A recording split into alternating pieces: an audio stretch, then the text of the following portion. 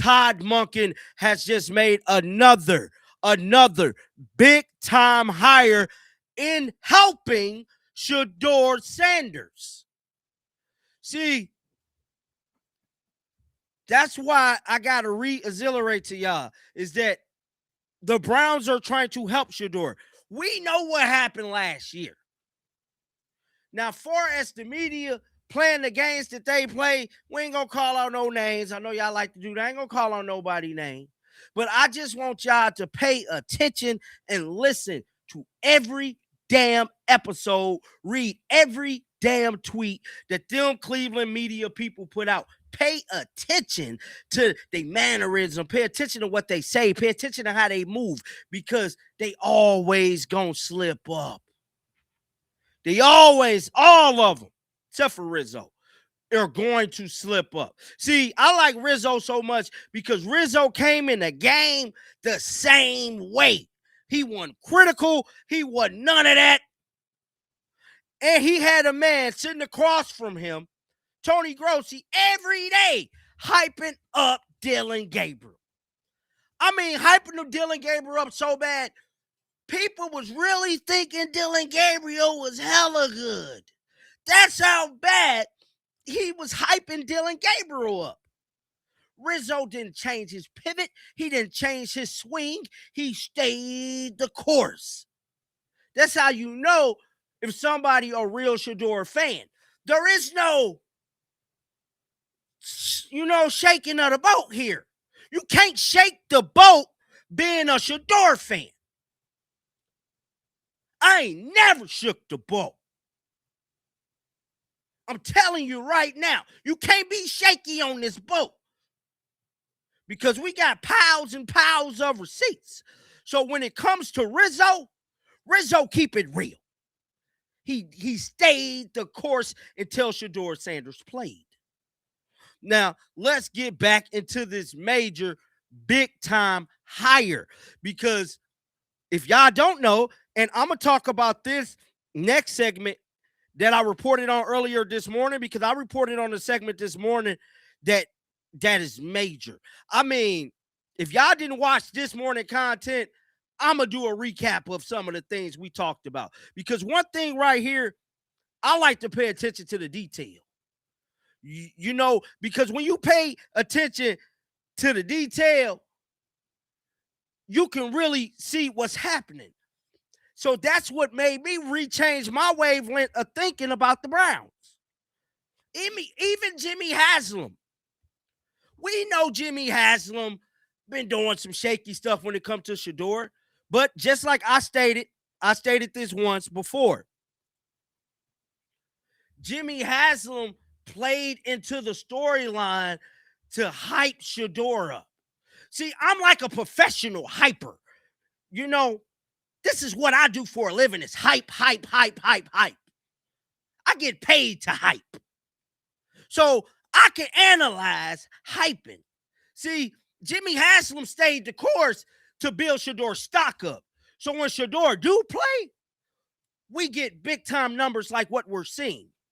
So when Shedeur do play, it's going to be box office. Now, when Shedeur do make the Pro Bowl, it's going to be crowds of reporters around him. Now, there's other NFL stars that was at this Pro Bowl. I was going to play some of the content, but we ain't got to because Junior put it all out. But it was other NFL Pro Bowlers at this game. We didn't see nobody really getting love like Shedeur was getting love. We looked at a 25-minute video of Pro Bowl players. These ain't bus drivers, truck drivers. These are NFL Pro Bowl players showing love to Shedeur Ssnders. Now, you tell me if a narrative is being created to tarnish this young man's legacy and tarnish this man's likeness. Because it's clear to me, the players like him. The commissioner like him. Everybody else like him. So, I don't know what the narrative is that is being created out here with the hatred towards Shedeur. But at the end of the day, I said this before in another live. I don't know anything Shedeur ever done wrong besides getting a speeding ticket. I'll wait if somebody else know anything else. I can't think off the top of my head anything that this young man has done to garner the amount of hate that he's getting. I'll wait. Because I don't remember anything. He graduated. He started quarterback. He showed love to fans. He showed love to certain media people.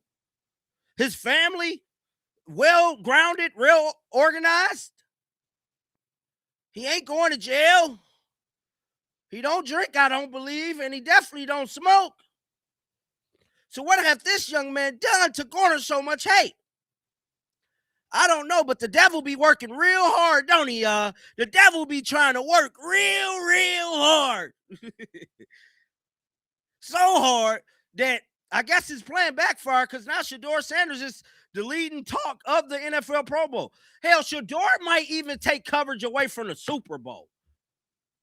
What if the Super Bowl don't do as many views as the Pro Bowl? Have anybody ever thought about that? What if the Pro Bowl game get more views than the Super Bowl just simply because Shedeur was in the game? That is very possible. That is very, very possible. I appreciate you. Subscribe to the channel, man. But I'm done going on my rant, man. Let's go over this quarterback coach. So Todd Monken is definitely pulling out his Louis luggage because he got another big-time hire, man. It's being reported that the Browns are hiring Mike. I'm not even going to pronounce this man's last name. I'm going to call him Mike B.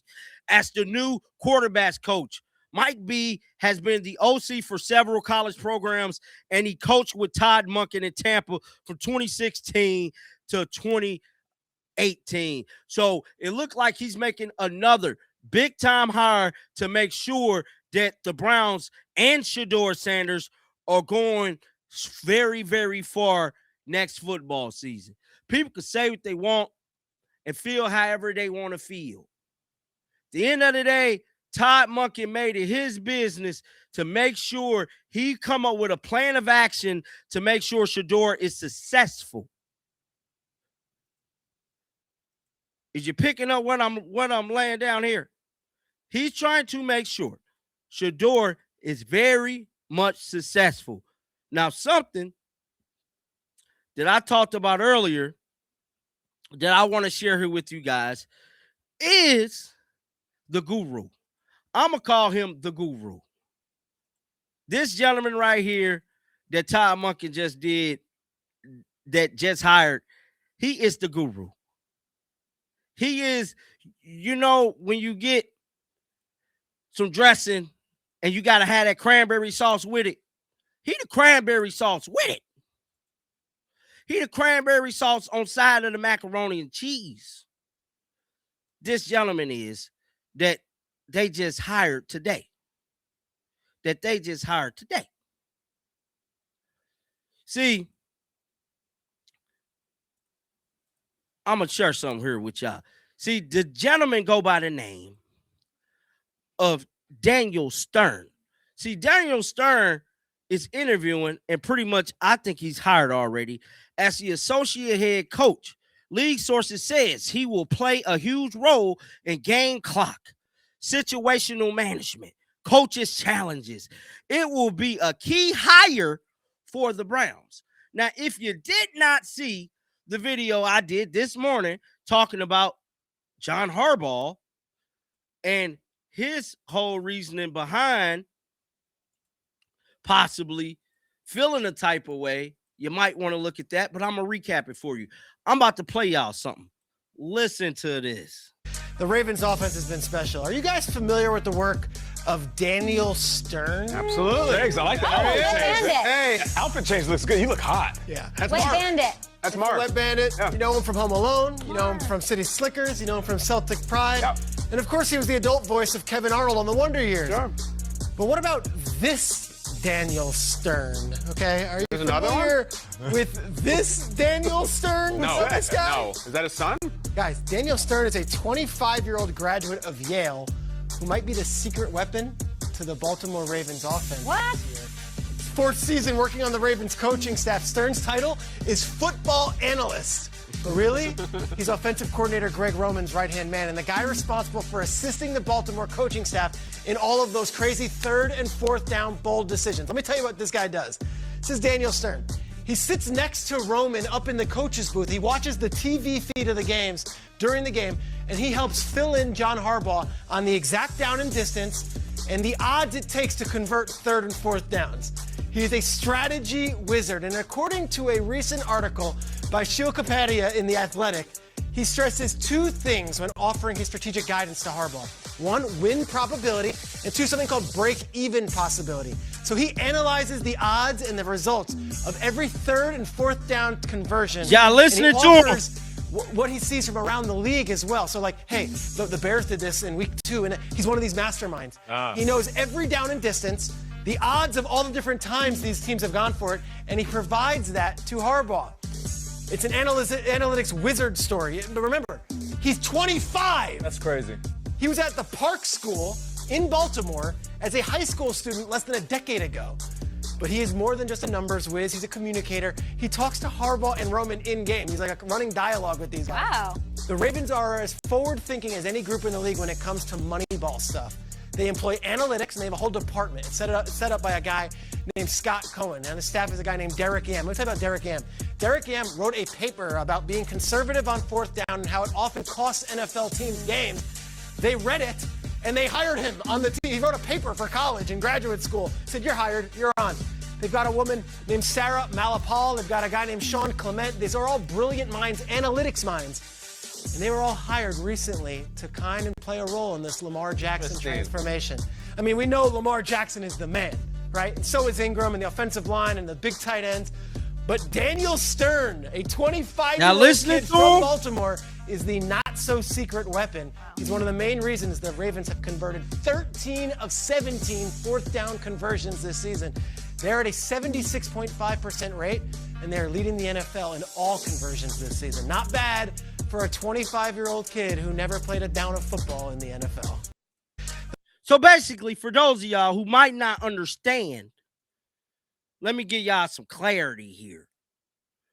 The Browns just hired a real-life AI. He's a human AI that studied the game of football. He's been a cheat code. He probably helped the Ravens. I think the Ravens were like the #1 team to convert on 4th down in all of the NFL. He helped that. He caused that. Now do y'all see what's happening here? They hired him. Now do y'all see why I say we got to kind of support the Browns? Because they're helping Shedeur. Now something else that I just pulled up here on the screen is this came out earlier this morning. It's been reported that John Harbaugh really expected Todd Monken to join his coaching staff in New York as the Giants OC. Not only just join, it was reported by the media that Todd Monken was going to be the OC for the Giants. So basically, they's telling us that Todd Monken, well, it is no basically because it already came out. It had came out, and I'm going to find the post. Somebody posted that Todd Monken was going to be the OC for the Giants, right? Well, make a long story short, looked like some reporters caught up with John Harbaugh today, and this is what he had to say. He said, I tried to talk him out of it off the rip. That's the first thing he said. He said, I tried to talk him out of it. That means he didn't even want him to go to the Browns. Now, John Harbaugh had all week to say what he had to say about Todd Monken. I mean, he had all week long to say what he had to say. Why did he pick this specific day to say something? Daniel Stern. He is poaching the Ravens coaching staff. Now John Harbaugh have to rebuild his coaching staff. He a little salty right now because you didn't want to come to Cleveland, but it seemed like everybody on your staff did. I don't know, because John Harbaugh could have very much been in Cleveland. Shout out to you for the super chat. They said, forget my Giants. I might turn a Browns fan.